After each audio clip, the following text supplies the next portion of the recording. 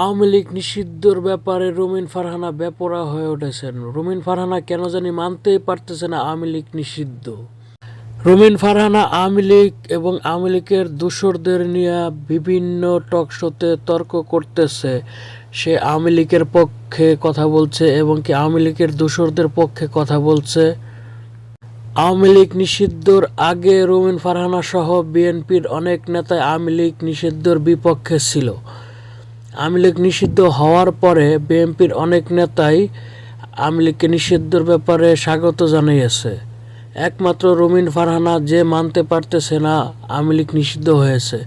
রুমিন ফারহানা বলতেছে ডক্টর ইউনূস সরকার কখনোই পারে না আওয়ামী লীগকে নিষিদ্ধ করার, কারণ ডক্টর ইউনূস সরকার অনির্বাচিত সরকার কখনো একটা রাজনৈতিক দলকে নিষিদ্ধ করতে পারে না। নারায়ণগঞ্জের মেয়র সেলিনা আইভীকে গ্রেপ্তার নিয়ে রুমিন ফারহানা প্রতিক্রিয়া জানিয়েছে। সে এই গ্রেপ্তারে সন্তুষ্ট নয়।